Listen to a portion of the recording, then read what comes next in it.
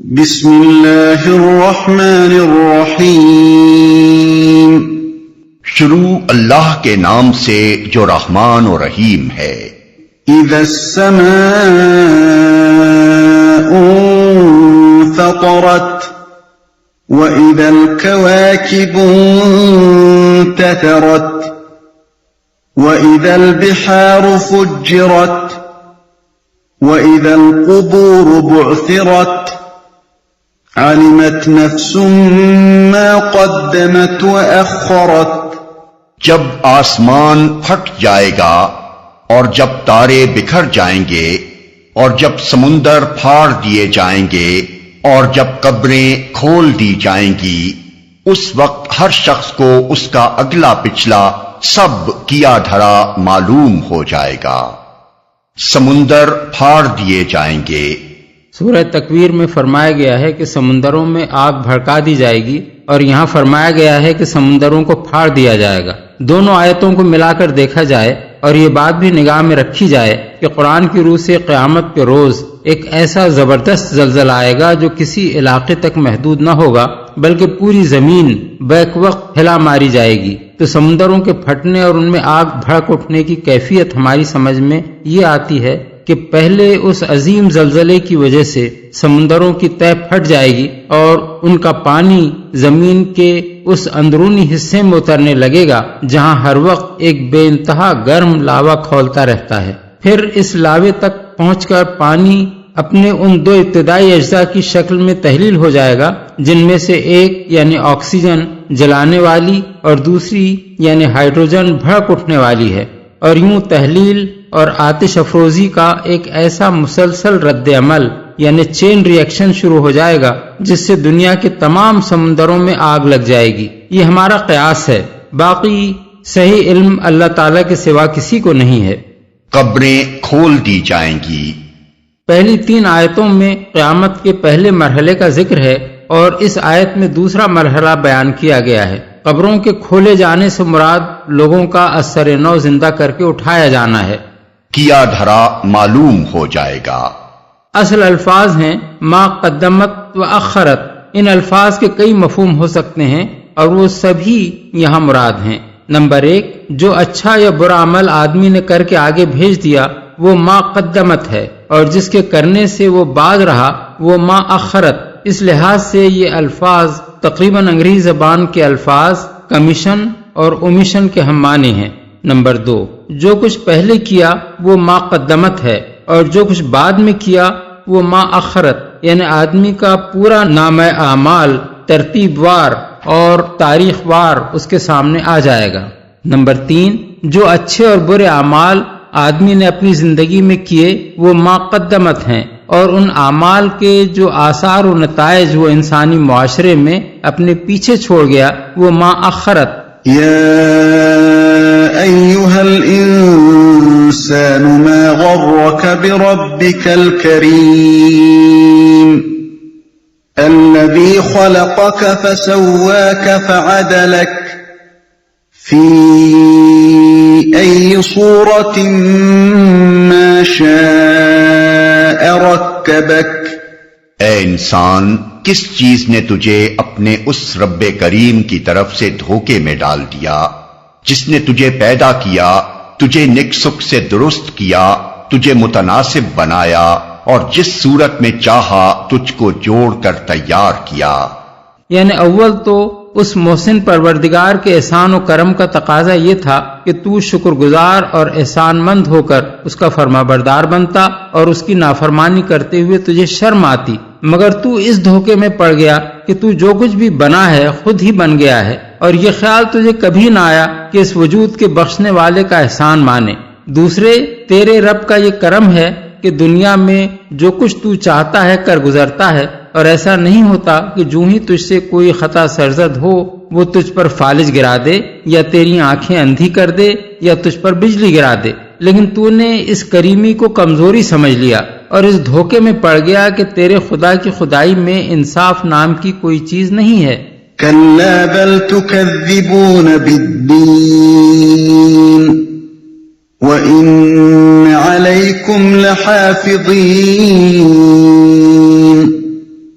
كراما كاتبين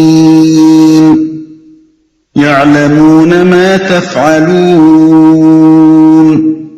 ہرگز نہیں، بلکہ اصل بات یہ ہے کہ تم لوگ جزا و سزا کو جھٹلاتے ہو، حالانکہ تم پر نگراں مقرر ہیں ایسے معزز کاتب جو تمہارے ہر فعل کو جانتے ہیں. ہرگز نہیں، یعنی کوئی معقول وجہ اس دھوکے میں پڑنے کی نہیں ہے. تیرا وجود خود بتا رہا ہے کہ تو خود نہیں بن گیا ہے، تیرے ماں باپ نے بھی تجھے نہیں بنایا ہے. عناصر کے آپ سے آپ جڑ جانے سے بھی اتفاقاً تو انسان بن کر پیدا نہیں ہو گیا ہے، بلکہ ایک خدائے حکیم و توانا نے تجھے اس مکمل انسانی شکل میں ترکیب دیا ہے. تیرے سامنے ہر قسم کے جانور موجود ہیں جن کے مقابلے میں تیری بہترین ساخت اور تیری افضل و اشرف قوتیں صاف نمایاں ہیں. عقل کا تقاضا یہ تھا کہ اس کو دیکھ کر تیرا سر بار احسان سے جھک جاتا اور اس رب کریم کے مقابلے میں تو کبھی نافرمانی کی جرت نہ کرتا. تو یہ بھی جانتا ہے کہ تیرا رب صرف رحیم و کریم ہی نہیں ہے، جبار و قہار بھی ہے. جب اس کی طرف سے کوئی زلزلہ یا طوفان یا سیلاب آ جاتا ہے تو تیری ساری تدبیریں اس کے مقابلے میں ناکام ہو جاتی ہیں. تجھے یہ بھی معلوم ہے کہ تیرا رب جاہل و نادان نہیں بلکہ حکیم و دانا ہے، اور حکمت و دانائی کا لازمی تقاضا یہ ہے کہ جسے عقل دی جائے اسے اس کے اعمال کا ذمہ دار بھی ٹھہرایا جائے، جسے اختیارات دیے جائیں اس سے حساب بھی لیا جائے کہ اس نے اپنے اختیارات کو کیسے استعمال کیا، اور جسے اپنی ذمہ داری پر نیکی اور بدی کرنے کی طاقت دی جائے اسے نیکی پر جزا اور بدی پر سزا بھی دی جائے. یہ سب حقیقتیں تیرے سامنے روز روشن کی طرح عیاں ہیں. اس لیے تو یہ نہیں کہہ سکتا کہ اپنے رب کریم کی طرف سے جس دھوکے میں تو پڑ گیا ہے اس کی کوئی معقول وجہ موجود ہے. تو خود جب کسی کا افسر ہوتا ہے تو اپنے اس ماتحت کو کمینہ سمجھتا ہے جو تیری شرافت اور نرم دلی کو کمزوری سمجھ کر تیرے سر چڑھ جائے. اس لیے تیری اپنی فطرت یہ گواہی دینے کے لیے کافی ہے کہ مالک کا کرم ہرگز اس کا موجب نہ ہونا چاہیے کہ بندہ اس کے مقابلے میں جری ہو جائے اور اس غلط فہمی میں پڑ جائے کہ میں جو کچھ چاہوں کروں، میرا کوئی کچھ نہیں بگاڑ سکتا. جھٹلاتے ہو، یعنی دراصل جس چیز نے تم لوگوں کو دھوکے میں ڈالا ہے وہ کوئی معقول دلیل نہیں ہے، بلکہ محض تمہارا یہ احمقانہ خیال ہے کہ دنیا کے اس دارالعمل کے پیچھے کوئی دارالجزا نہیں ہے. اسی غلط اور بے بنیاد گمان نے تمہیں خدا سے غافل، اس کے انصاف سے بے خوف اور اپنے اخلاقی رویے میں غیر ذمہ دار بنا دیا ہے. ہر فعل کو جانتے ہیں. یعنی تم لوگ چاہے دارالجزا کا انکار کرو یا اس کو جھٹلاؤ یا اس کا مذاق اڑاؤ، اس سے حقیقت نہیں بدلتی. حقیقت یہ ہے کہ تمہارے رب نے تمہیں دنیا میں شتر بے مہار بنا کر نہیں چھوڑ دیا ہے، بلکہ اس نے تم میں سے ایک ایک آدمی پر نہایت راست باز نگران مقرر کر رکھے ہیں جو بالکل بے لاگ طریقے سے تمہارے تمام اچھے اور برے اعمال کو ریکارڈ کر رہے ہیں، اور ان سے تمہارا کوئی کام چھپا ہوا نہیں ہے. خواہ تم اندھیرے میں، خلوتوں میں، سنسان جنگلوں میں یا اور کسی ایسی حالت میں اس کا ارتکاب کرو جہاں تمہیں پورا اطمینان ہو کہ جو کچھ تم نے کیا ہے وہ نگاہ خلق سے مخفی رہ گیا ہے. ان نگراں فرشتوں کے لیے اللہ تعالیٰ نے کرامن کاتبین کے الفاظ استعمال فرمائے ہیں، یعنی ایسے کاتب جو کریم یعنی نہایت بزرگ اور معزز ہیں، کسی سے نہ ذاتی محبت رکھتے ہیں نہ عداوت کہ ایک کی بیجا رعایت اور دوسرے کی ناروا مخالفت کر کے خلاف واقعہ ریکارڈ تیار کریں. خائن بھی نہیں ہے کہ اپنی ڈیوٹی پر حاضر ہوئے بغیر بطور خود غلط سلط اندراجات کر لیں. رشوت خوار بھی نہیں ہے کہ کچھ لے دے کر کسی کے حق میں یا کسی کے خلاف جھوٹی رپورٹیں کر دیں. ان کا مقام ان ساری اخلاقی کمزوریوں سے بلند ہے. اس لیے نیک و بد دونوں قسم کے انسانوں کو مطمئن رہنا چاہیے کہ ہر ایک کی نیکی بے کم و کاست ریکارڈ ہوگی اور کسی کے ذمے کوئی ایسی بدی نہ ڈال دی جائے گی جو اس نے نہ کی ہو. پھر ان فرشتوں کی دوسری صفت یہ بیان کی گئی ہے کہ جو کچھ تم کرتے ہو اسے وہ جانتے ہیں. یعنی ان کا حال دنیا کی CID اور اطلاعات یعنی انٹیلیجنس کی ایجنسیوں جیسا نہیں ہے کہ ساری تگ و دو کے باوجود بہت سی باتیں ان سے چھپی رہ جاتی ہیں. وہ ہر ایک کے اعمال سے پوری طرح باخبر ہیں، ہر جگہ، ہر حال میں، ہر شخص کے ساتھ اس طرح لگے ہوئے ہیں کہ اسے یہ معلوم بھی نہیں ہوتا کہ کوئی اس کی نگرانی کر رہا ہے، اور انہیں یہ بھی معلوم ہوتا ہے کہ کس شخص نے کس نیت سے کوئی کام کیا ہے۔ اس لیے ان کا مرتب کردہ ریکارڈ ایک مکمل ریکارڈ ہے جس میں درج ہونے سے کوئی بات رہ نہیں گئی ہے۔ اسی کے متعلق سورہ کہف آیت 49 میں فرمایا گیا ہے کہ قیامت کے روز مجرمین یہ دیکھ کر حیران رہ جائیں گے کہ ان کا جو نامہ اعمال پیش کیا جا رہا ہے اس میں کوئی چھوٹی یا بڑی بات درج ہونے سے نہیں رہ گئی ہے۔ جو کچھ انہوں نے کیا تھا وہ سب جوں کا توں ان کے سامنے حاضر ہے۔